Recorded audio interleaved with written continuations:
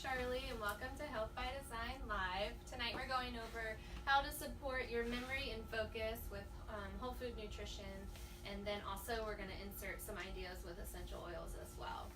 So the reason a lot of people come into our practice to find extra help is they've gone to practitioner after practitioner and they've been told, you know, everything's normal, you're normal, but you know that you're not normal, right? You know that your symptoms are not normal and something's going on that's not showing on blood work or not showing on the scans that they're doing, and you want help and you want to fix it, but nobody's able to help you. Or you do have a diagnosis, but you've been told that there's no other remedy to help you, and we know that there are ways to support a body in healing and giving it what it needs. And the only time it doesn't heal or it doesn't repair is when it has interferences. So some of those interferences are metal and chemical toxicity, immune challenges, or food sensitivities. And then we also treat scars, right? So if you have these interferences that are in the way, you can be eating the most perfect diet, you can be doing all the right things, but your body's not in a state of healing. And so we know that we have to address those things first and help your body even be in a state to heal, right? And we do believe that it can. And so the cool thing is that we're always looking to get to the root cause, and we're trying to get to your root cause, and we'll get into that later, and not your neighbor's root cause for the same symptom, okay? So that's what we do here. So I'm gonna have you guys pull out your notes for memory and focus. It's behind a couple sheets in your folder, but it's stapled. It looks like this.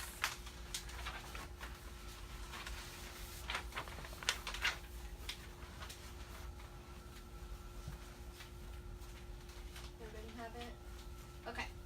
So, many of you might be surprised we're going to actually talk a lot about the GI tract and food, more than maybe some supplements or things like that, because we know that your GI tract is highly connected to the brain. Did you know that you have more neurotransmitters in your gut than you do your brain? So, does anyone know what a neurotransmitter is? Sends signals. Yeah, it sends a chemical signal to the next cell, right, or the next neuron. So it transfers a chemical. And so if you have more of those in your brain, or in your stomach than your brain, think about how important it is to have a good environment for them to grow and to flourish. And a lot of us don't think of that way. If we think we have a brain problem, we certainly don't normally think about our diet and our stomach, right? Or our microbiome in our gut. So, in the first paragraph, you'll see our brain and spinal cord are connected directly to the gut, and the communications links between your emotional and cognitive centers of the brain are directly linked to your gut and your GI health. So gut bacteria produce compounds that have direct effects on the brain. For instance, they can reduce the stress hormone cortisol and increase oxytocin in the brain. And then gut microbiomes also promote and produce neurotransmitter from the brain. And so then, does anyone know what the anti-anxiety neurotransmitter chemical is? GABA. Good job. Yeah, GABA. And then there's the happy one, just serotonin. And then the feel-good one, dopamine. So the bacteria in your stomach help produce those chemicals that are being sent, which are the ones that make us feel good and happy and focused and all of those things. The more we learn about the complex relationship between the gut and the brain and the gut bacteria, scientists believe that they're going to be able to start treating brain disorders by addressing the gut, okay? So it's really important. So that would include depression, anxiety, ADHD, Alzheimer's, Parkinson's, and there's a long list of diseases that go along with that. So the solution, and that's what we're here for, is to offer solutions and not just give you the bad news, because that's overwhelming, right? So you're supposed to have impeccable gut health to have really great brain function. So where do you even start with that, or where do you begin? So that's what we're here for. And the key there, the solution, is to restore your body chemistry and your microbiome with diet modification, whole food supplementation, and essential oils. And I have some suggestions, but through muscle testing, we can identify where your gut is. Are you in the weeding portion? Do we need to weed out some bad guys? Are you in the repairing, where we need to repair the lining of the gut? Or are you ready for us to do the feeding and give you good probiotics and things like that? So we can help you navigate rebuilding your microbiome at the same time. So there's 4 suggestions for increasing your gut health and protecting your brain. Number 1 is huge. We talk about this a lot. Increasing your fiber intake. Many of us eat less than 15 grams or 10 grams of fiber a day. Our diets are highly refined carbs, or we just skip the raw veggies and things like that because they take more work to prepare. So we all don't get the dietary fiber we need. Women should get 30 grams a day and men should get 40. And the reason is if you don't feed the bacteria, that's what they live off of, is fiber. If you don't feed them, then they have no food, so what happens to them? They die. So you lose the good bacteria in your stomach because they have no food. So you have to feed them. So you can take a probiotic, but if you're not eating prebiotic inulin or good fiber and they don't have a place to land and to eat and to grow, then you're wasting taking a probiotic. So you need to take like in good fiber. I say it's like throwing a Velcro ball against a smooth wall. So if there's nothing for them to grab a hold of, then there's no point taking them. So you need to take in that's the best thing you can do for your gut health is take in a lot of fiber. Avoid unnecessary use of antibiotics. Obviously in emergencies or severe situations, we're thankful that God has given us antibiotics, but they're so highly overused. And then our country is also highly over-sanitized. And so we have one of the most undiverse or least diverse microbiomes in the world. Because you think about how kids in other countries are always in the dirt or on the ground. Not all countries, but a lot of them. But we're like, don't put them in the dirt. Don't let them pick up anything off the ground. Don't let them put it in their mouth. We wash everything in hands. So we lose the microbiome on our hands. And so we're not rebuilding that gut flora, and then also causing the bacteria in your gut to be on alert. Like, oh, there's an intruder. I need to build up more gut flora and rebuild. Okay? So avoiding unnecessary use. These are also seeds of antibiotics. Antibiotics wipe out the bad guys and who else? The good guys. So when you wipe out the good, they don't discriminate. They wipe them all out. So if you wipe out the good, then you are also then left susceptible to all the other things that come, infections and things after that. Consider cases where antibiotics are required using immune-supporting natural remedies. There's a lot we can do here for bacterial things to support your body in fighting bacteria. And then there's also essential oils that are super powerful in fighting bacteria, to try those remedies first before resulting to an antibiotic. Take probiotics. We talked about you have to eat fiber and inulin to be able for the probiotics to be productive, but they show they have a significant impact on memory, mood, and cognitive abilities. So increasing the good bacteria in your gut. The 4th tip is to pay attention to your diet. Are you avoiding sugar? Sugar feeds yeast and the bad guys and get your microbiome out of balance, because we're supposed to have yeast and bacteria in our gut, but it's a matter of keeping it in a good healthy balance. And when you throw sugar in there, you're making the yeast grow, kind of like you're throwing when you make bread, you have to mix sugar with the yeast to make it start foaming. That's what happens in the body too. You cause things to overgrow. Artificial sweeteners wipe out good bacteria, and so does chlorinated water. Avoid cholesterol medications and statins due to their connection to brain diseases such as Alzheimer's and cognitive center dysfunction. The last thing I added that I didn't put on your sheet is to avoid gluten as well. There's a really good book called Grain Brain, and it's by David Perlmutter. And it's really, really fascinating to see if you do have a memory or an attention deficit disorder, how gluten can interact with the brain and how it affects brain fog and things like that. So if that's something that you're struggling with, I'm not saying you have a gluten sensitivity or that you should all avoid it, but read that book and you can see how it is highly affects the brain. It's called Grain Brain by David Perlmutter. It's at the library. He has 3 books. There's Grain Brain, and then there's another one that explains it, more depth, and then there's a cookbook. Do you know how to spell his last name? Perlmutter. Thank you. you want to support brain health, avoiding gluten is also helpful. So we're going to talk about memory, and there's 14 foods to increase your memory, and then we'll talk about focus. But first, memory. Avocado, it helps improve your cognitive function, especially memory and concentration. Eat good fat for the brain. Does anyone have an idea of what percentage of our brains are made of fat? 75, close. 60. Our brains are 60% fat, and then you can think back on the previous generation. To me, what was the big fad with fat? Low fat everything, like low fat, but then it was full of sugar, which then turns the fat in the body, right? Because they had to make it taste good, so they had to throw the sugar in there. But then our brains are made of fat, and so we do have, I'm not giving a direct correlation, but we do have a high epidemic of brain diseases and a history of a low-fat diet. So we're making a big change towards people learning about good fats. Beets is the second one. It's a powerful antioxidant that removes toxins from your blood, and it also increases blood flow to the brain and oxygenates the blood. So load up on your beets. It's really good for the gallbladder too. Blueberries, obviously in taking consideration if we've told you one of your food sensitivities is eggs, don't, heed that when you're going over the list. Blueberries, we call them brain berries, have high levels of gallic acid, which protects the brain from degeneration. Bone broth reduces inflammation in the gut, and we talked about how important it is to take care of our gut. So if you're in the repair portion of repairing your microbiome, then taking in a lot of bone broth helps repair the lining of the GI tract. So that would be important in reducing inflammation in the gut.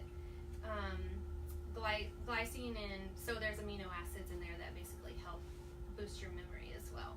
Broccoli is loaded with vitamin K and choline, which help keep your brain sharp. The best way to eat broccoli is to chop it up and break it up and then keep it raw and chew it, because when you're chewing is when all the vitamin K and the choline are coming out of the broccoli. A lot of times when we steam and cook vegetables the way that we do, we don't we break down the nutrients, and then when we chew, it's not getting the same nutrients out of the food as you could. Celery, high levels of polysaccharides and antioxidants to reduce the inflammation of the gut. One of my patients here, I won't point her out, drinks celery juice every single morning, and I've always thought, I wish I could do that because celery has a really strong flavor. But when I started researching it, I was like, I have something to learn from her.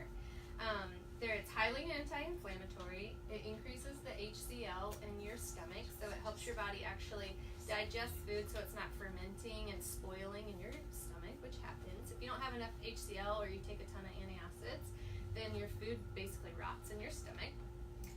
It has coumarins in it, which help purify and oxygenate the blood, which helps the brain. And then for our purpose, there's it's a flavonoid in it that I'm going to butcher the name, but it inhibits enzymes that cause the brain to be in inflammation.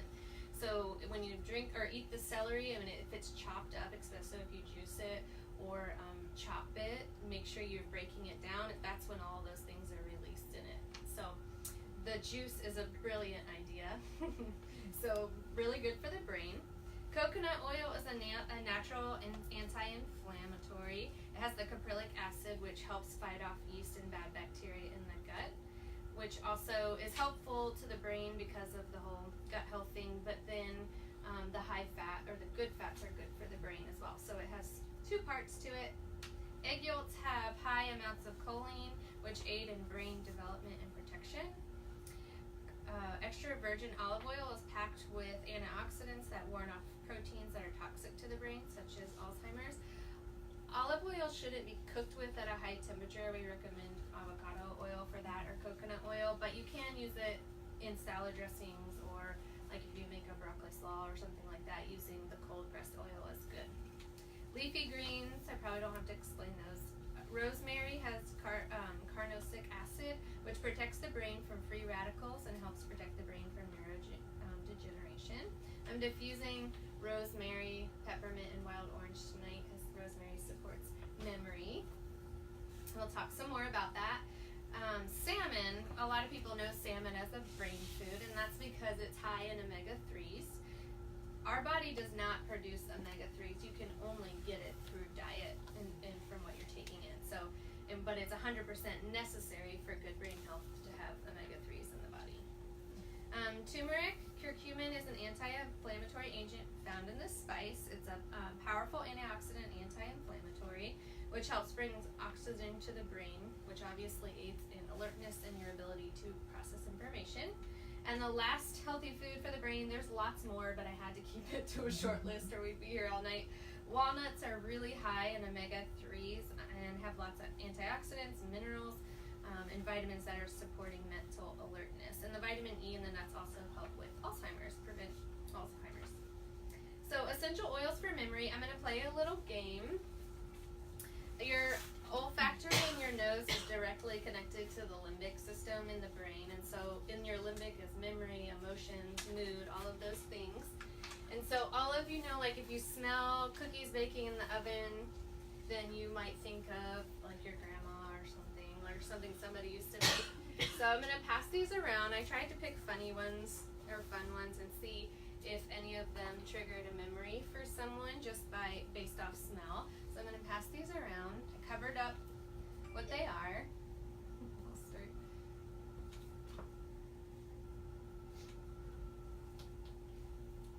Here's this one.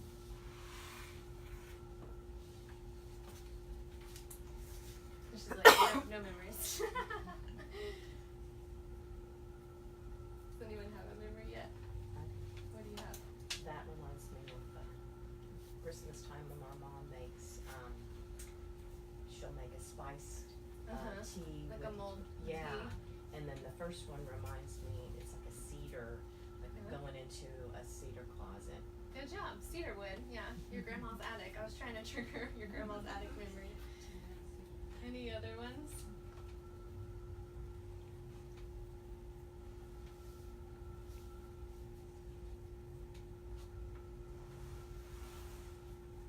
Too bad there's not scratch and sniff online.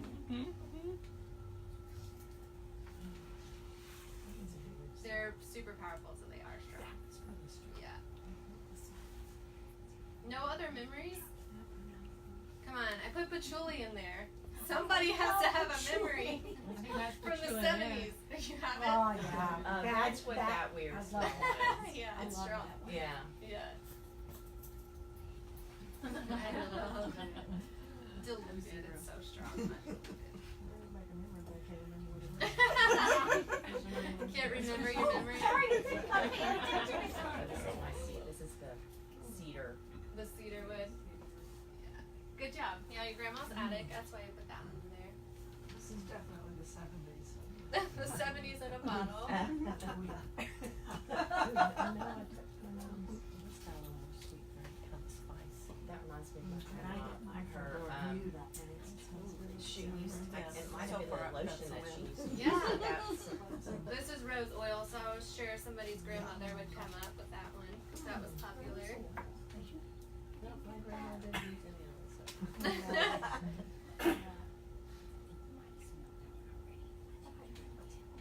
Oh, sorry. This is that, what is that? That's that weird smell. Is that 70s smell? Yeah, that's patchouli. It's really strong. And you all knew what I meant. I was too. taking you back. I have no idea. Back to when you had memories. I was a child, an infant. I'm old. This one's clove. So I have a story with clove. I got dry socket after I had my wisdom teeth taken out. So they pack your gums with clove because it takes pain out. And it instantly did take the pain out, but I can't stand the smell of clove because of it. It took me a while to start liking chai again. And then the last one should smell like Christmas or a Christmas tree. All right. So our sense of smell is super powerful. You know, when you smell something, it makes you think of somebody or an experience. If you have a good sense of smell, some people don't. They each have their own chemical constituents that give them their own scent and that give them their own healing properties that our body can utilize. And there's several oils that are able to permeate the brain barrier, and that's because they are oil soluble. And so that's why science is starting to become fascinated with essential oils, because with something like frankincense, it can actually break the brain barrier and go in the brain and be able to start healing different brain issues and just even smelling a similar cologne, you'll be able to recall a memory. And so they say if you diffuse while you're studying or working, then you should be, when you smell the scent again, studies show you have a much higher recall on the information you were studying based on what you were diffusing. And so tonight, whenever you smell rosemary and peppermint, you'll think of me in our lecture, okay? Because it'll trigger all your memories from tonight. So essential oils for memory would be rosemary, frankincense, neroli, and peppermint. Those are the ones that support memory. And then cognitive support would be melissa, frankincense, rose, and patchouli, everyone's favorite. And then for whole food supplementation, we have access to a lot here in the office with the different lines of whole food nutrition we carry, but some of the ones that we would try first would be standard processed tuna omega-3 to give good fats to the brain. RNA or ribonucleic acid to support the brain. Neuroplex is just a brain blend of nutrients. And then prosymbiotic for stating the obvious of what we talked about, how important the gut health being and the microbiome. And then ginkgo for short-term memory, and then an herb called Bacopa complex, which is a complex of herbs that supports medium and long-term memory. So we have access to another long list of things that we can use for memory in our office because like we've talked about before, the reason that your memory is shorting out compared to the next person could be completely different. It might be an omega deficiency, or it could be a neurological issue, or it could be an overconsumption of sugar. So you have a yeast problem. There could be a lot of reasons why, and so that's why we utilize the muscle testing to find out what your reason is. So for focus, we're going to talk about ADHD a little bit here, and then talk about how we can support the body naturally and being able to focus instead of relying on medications. Does anyone know how Ritalin works, or what that commonly used medication actually does? It's a stimulant. Yeah, it's a stimulant. Yeah. It's actually overstimulating nervous cells in the brain so that they die off. And so they're like killing brain cells, right? And so it acts like cocaine in the brain. That's how cocaine functions. It overstimulates the nervous cells in the brain and then they die off. Okay? So 11% of our American children are diagnosed with this disorder. It's characterized by a poor attention span, impulsive behaviors, hyperactive kids. I could go on a long spiel about, well, we tie them to a desk for 8 hours a day instead of letting them burn their energy. They have lots of energy to burn. Instead, we medicate them. The diagnostics criteria is purely observational. There's not blood work for ADHD. There's nothing to prove that you have the disorder to measure it, right? It's all observational. So it's all subjective. And then there's limited options to treat the disorder in the mainstream.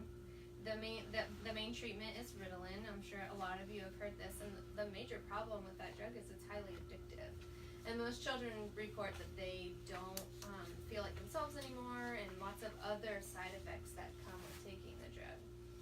So, I have a nice little graphic there in the back. There's 6.4 million children between the age of 4 to 17 that have been diagnosed with ADHD. And like I said, Ritalin makes children appear calmer and less distracted, but what's happening is they're trying to exhaust the brain activity and actually kill off brain cells. So the exact cause of ADHD is not known, but there are major contributors. There's a list of things that you could say or suggest that are having this increase of this disorder in our country. Specifically, if you compare us to other countries around the world, their statistics are nowhere near what ours is for ADHD. Adverse responses to food additives. We are like more food additives than any country in the world. We love food coloring and we love preservatives and every chemical you can add to food to make it taste like food because we want to cut corners and save money. Vaccinations are also interfering with brain health. They're loaded with metals and preservatives and all kinds of neurotoxins. Intolerances to food. Sensitivities to environmental chemicals, molds, and fungi. Exposure exposure to developmental toxins. You saw the big court case that came out regarding Roundup and what it's doing to destroy cells in the body. Physical trauma often dating back to birth. There's also a lot of circumstances that might be interfering with a child's ability to focus in school. And then we know that there are nutritional deficiencies that are common in children with ADHD. And so being able to identify what are those nutritional deficiencies that are causing it and give them and their body what it needs. So what that looks like is a holistic program or integrative program, which would include supplementation, chiropractic adjustments, which we know help keep the nervous system aligned and being able to do its job, and then dietary modification. I think I read a statistic today that most child's school lunches are 70% carbohydrates and sugar, and I think I saw 16% vegetables. It's crazy. So changing their diet and what we're giving them as fuel to be able to focus while they're learning. I have a short story I'll insert here. At my son's school, I was visiting him for lunch, and a lot of the kids eating the school provided lunch had a icy. They were in kindergarten, an icy this big served with their lunch, and it was bright blue and bright red. Well, what 5-year-old is going to eat the rest of the food? The rest of the food on the plate was actually pretty good choices that they had on there, but they all ate the icy, and they're 5, and they have 20 minutes to eat. They're slow, so they ate the icy the entire lunch and threw the meal away. And some of the children eating, I knew that might be their only meal that day, and they're the ones in the class that I knew had attention issues and struggles, and I was like, well, no wonder he had a blue icy for lunch, and that's all he had the whole day. And so I did talk to the school about it, and I was confused as to why we were offering dessert in the first place for lunch. You know, like that was a big issue to begin with. And when I contacted the school board, they said that particular blue icy was from fruit juice, and I'm like, I have never in my life seen a neon blue blueberry. Like, if you crush a blueberry, it's a dark purple, right? And it's not. It was the color of that plaid shirt back there. I'm like, that was not blueberry juice. So being really cognizant of that and what we're actually feeding our kids might say something about this epidemic, right? Essential oils that can be used to support focus. Intune is a blend from a company that we support, doTERRA. So it's a blend that people use. They'll roll it on their neck, on their wrists. I'm wearing it on my arms tonight so I can focus during our lecture. And then another one people use is a cellular complex blend that supports cellular health and oxygenation of the blood. And then there was a study done in 2011 on an oil called vetiver, which is one of my favorites. I say it's like one of the unsung heroes. It doesn't get talked about a lot when you first learn oils, but it's one of my favorites. It's super calming to the nervous system. But the study that Dr. Terry Friedman did said it improved performance in students' ability to focus and recall information by 100%. So, go ahead. Is that also doTERRA? Are all these from doTERRA? Yeah, yes. Vetiver is like a single oil that companies carry. It's not a blend. Wild orange and peppermint are also used for focus, and rose as well. Whole food, herbal, and supplementation. Like I said, your reason for not being able to focus is personal to you, and we would muscle test you to figure out what the root cause is and want to heal it through your nutrition program. But some of the things we can utilize specifically for memory are the Bacopa complex and rhodiola ginseng for ADD, and then if there's hyperactivity, ginkgo can be added to that as well. And then people with focus issues do really well by simply adding a good omega-3 to their diet too. So tuna omega-3 or cod liver oil, or finding just the right fish oil for you that has the balance of DHA and EPA that your body needs, because everyone is different. So that's the end of the lecture portion. Go ahead and pull out your sugar quiz. You know how much we like to talk about sugar here. So we're in agreement after the lecture that what you are what you eat, right? Even your brain is what is happening in your stomach and in your gut. So your brain health is directly linked to what you're eating and intaking. So go ahead and do the quiz. There's 11 true or false questions.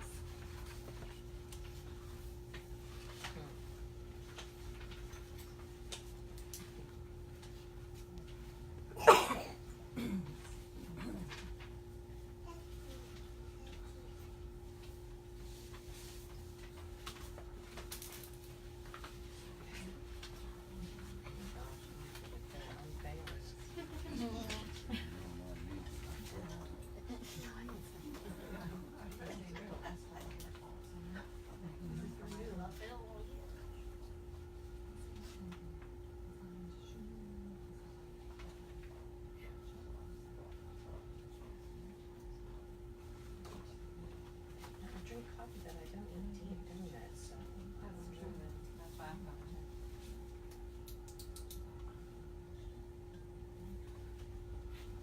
Turn the air down. Thank you. Thank you. I'm having hot coffee. You all about ready? How many of you answered false to more than 4 of the statements? A few of you? Yeah. So chances are you're probably sugar sensitive, and any more than that, you're probably addicted to sugar. I didn't want to admit that I was, but when you look at it, you realize there are ways, even if you're not picking up a candy bar or something sweet, you are trying to fulfill that desire that gets triggered. And if you look at this list, we give you a list of 143 reasons sugar is ruining your health. And so on there you can see almost every cancer, every disease, neurological issues, heart health, damage to your pancreas, diabetes, all of those things, headaches. Sugar causes so much inflammation and is the root cause of almost every disease in the body. The example I like to give, when you go have imaging done to identify cancer in the body, what do they make you drink? Sugar. They make you drink a bottle of sugar and see where the sugar goes, because then they identify the cancer cells, because that's what they eat. Okay? So that's how important it is to be cautious of the amount of sugar you're consuming. And sugar isn't just, the white crystals that you're thinking of. It's also in the form of breads and all the white stuff we eat, pasta, rices, all of those things that turn to sugar in the body. Isn't it true that sugar's like they compare it to being as addictive as cocaine? Oh yeah, 100%. I mean, It I stimulates. can also, You can attest to that. yeah, I'm not kidding. It's Yeah. been a struggle that I've had, and Mhm. but Dr. Christie's working on that with me. Yeah, there's a couple resources we have if you have a hard time breaking your sugar addiction. Yeah. It's actually 10 times more powerful. Yeah, I've heard 10 times more It's doing it powerful. It because stimulates the struggle. same part of the brain. Yeah. And that's why if you go to the grocery store, you can not find basically any food without it in it. Because they know if they put just a little bit, they sprinkle it in every box of food we eat, then we'll keep coming back for more and you eat the whole box, How right? about honey and other things like that? Honey and, they're more natural, but it's still. Yeah, the body Same. doesn't discriminate. It's still sugar. Yeah. Yeah. Sugar, yeah. I used to tell Dr. Christine, and be like, but I made my almond milk with dates. She's like, cool. It's still sugar. But we think we're doing like a healthier thing. Yeah. Happy, but it's Yeah, they do have more fiber and minerals and things in them, but they're still sugar. Okay. So, can you all agree that you are affected by what you eat, right? 75% of your nutrition program is what you are putting into your body. And so that is why we are so annoying with the food logs, because we can't help you change that huge portion of your healing if we don't see what you're eating, right? So on the board up here, I'm going to explain what the tool is that we use to identify what your nutritional deficiencies are and help you. So say the symptom that we're talking about, one of them that we're talking about tonight is the inability to focus, such as ADHD or ADD. And we have a triangle here for a reason, and I'll explain. So if you have a nutritional deficiency in the body, what happens if you have a nutritional deficiency, it causes organ dysfunction, right? And if you have organ dysfunction, then you have a symptom that shows up. That's our red flag or our car light that comes on to tell us something's going on or something's wrong. And as your nutritional deficiency grows, then your organ dysfunction also grows. And that's why we have it on a triangle, because then this one gets bigger, then this quarter's gonna get bigger, and then what happens to your symptom? It also gets bigger, right? The symptom gets worse. And so what we do with nutrition response testing is we try to put a stop here on any portion of the triangle and figure out what your nutritional deficiency is that's causing your organ dysfunction, or your organ dysfunction that's causing your nutritional deficiency. And then eventually we want to watch this shrink, right? And make this triangle get smaller and smaller, using whole food nutrition to replace these and give the body what it needs. So our goal is not to figure out why your neighbor has ADHD. We want to know why you do. And so that's why we're identifying your specific Another example that's easy for people to understand is headaches. One patient can have headaches because there's high blood pressure. Another one could have hormone imbalance. The other one can have a lack of hydration, or any multitude of issues, all for the same symptom. And so we're trying to figure out why you have headaches and not why your neighbor has headaches. And anything in this world can cause anything, is what we've learned and figured out. So our modality here is nutrition response testing. It's a form of applied kinesiology. And does anyone want to come up and be my demo person for muscle testing? You will? Okay, good. Come on up. There's a couple things that you have to understand about the human body before muscle testing can make a little more sense. And so one thing we understand is that on her own, Melissa has natural strength and energy to her arm. So if I bring her arm out, oh, is it hot? No, I'm sweating. You're sweating. It's hot in here. So keep your arm straight, and if I press down on her arm, she has a natural strength that she can provide through her muscle, right, when I'm pressing on her arm. The second thing is, you can rest your arm, is that our bodies are super electrical, okay? And if my husband's listening, he always tells me, why do you say we're so electrical? And I'm like, because we are. I love to talk about it. The only difference between you being dead and alive is the electrical impulse that's sent to your heart every second, right? And we have a nervous system that runs down our spine, and its job is to send signals to all the organs in the body to tell them what to do and to keep them functioning. And so this is my little energy disc stick that demonstrates, it's a little beat up, just how electrical we actually are. So if Melissa holds one end of the stick, we're not completing a circuit, right? It's just going this way. But if I touch her arm, we complete the circuit, and we're passing electrical energy through the body. That's why we yell at you guys if you have your legs crossed, or because you're making a full circle. So we're like, uncross your legs, uncross your legs. Yeah. And so we're utilizing that feature of the body to be able to use the muscle testing, right? And then you also have dermatomes all over your body that are connected to different organs. So if I press on Melissa's lung and there's no issue there, then her arm will stay strong, right? But if there is an issue in the lung, just like with hypothermia, you can rest your arm. The last component you need to understand, you can rest. Like hypothermia, what happens when you're when you fall into an icy lake? What does your body know intelligently to do? What does your body protect? Your heart, yeah, it sends all the heat and all the energy to your core to protect your internal organs. Like, that is amazingly intelligent, the way the body is designed, right? So if the lung is in dysfunction, and there's, like with hypothermia, you would lose your arms and legs, right? Because it's protecting the core. So naturally she has strength when I'm pressing on her arm, but say her lung is in dysfunction or strain of some kind and I press on it, the body is intelligent enough to not send full energy to this arm and will unlock the muscle, okay? And so that is how we can identify the organs in the body that might need nutritional support or a little love, right? We should always say we're trying to make all the organs happy, or this one's happy now, and so another organ can say it needs some attention.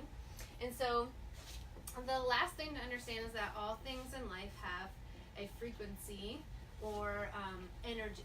The word energy throws people off, but there's a frequency coming out of everything. And we use whole food nutrition in our office. So an example that's really huge, and you have to scale it down, but the sun has frequency and energy coming out of it, right?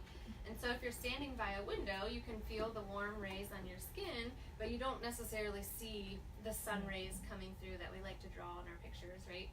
But you might see particles of dust kind of filtering through them. The same is true, but obviously the sun is 10 million times stronger than this bottle of Zypan I'm holding, but it has its own frequency and energy. So if it's not for the lung, so we'll do gut now. We'll move on to stomach. I do have.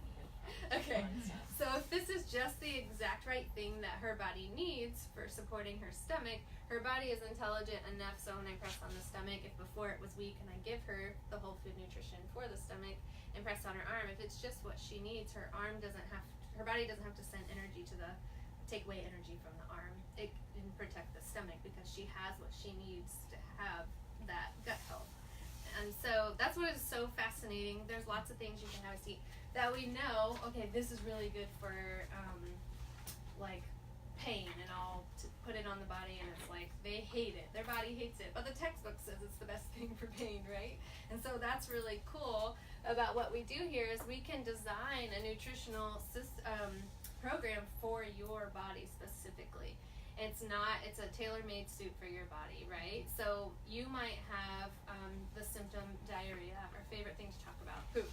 But the supplement that your body's asking for to normalize that is not the same supplement that the person standing next to you is asking for. So you can walk into a health food store and they tell you this is good for you, and this is good for you, and this is good for you. But it might not be good for you, right? Or you might not need that specific nutrient. And so that's what we do, is try and figure out what your nutritional deficiencies are and give your body just the right things, the right building blocks to be able to repair itself. Okay?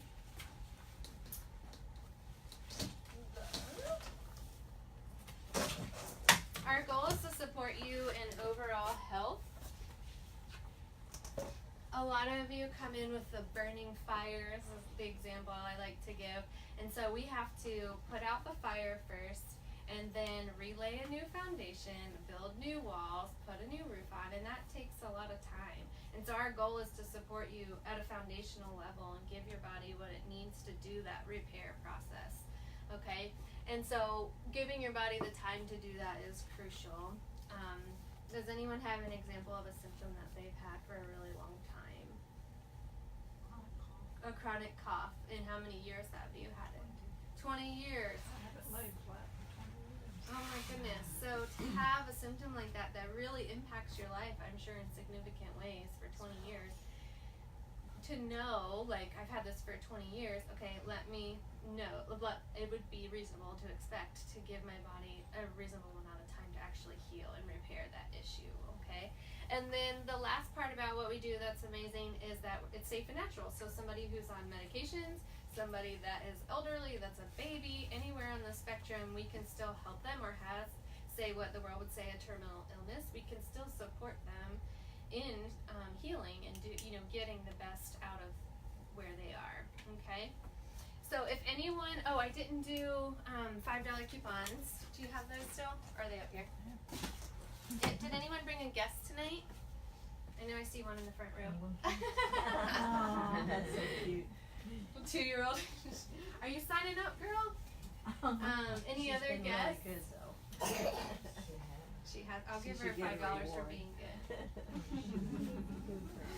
So yeah, we like to reward you for bringing guests, because nobody can really explain muscle testing better than we do, right? It's hard to explain it to your family and friends. They're like, I don't know, it's this weird thing, but it works. You need to go. So the first thing we have to do is figure out if you are a nutrition response testing candidate, right? And so if any of you are not on program and you want to do a quick health check after, we are offering free health screens, and you can experience the muscle test. Once you experience it, then you can't really deny it. So if you're interested, we can, it's first come, first serve. You have a public health survey in your folder, and just fill that out, and I will be able to muscle test you. All right? Thanks for joining in. Thank you, that was That was great. great. That was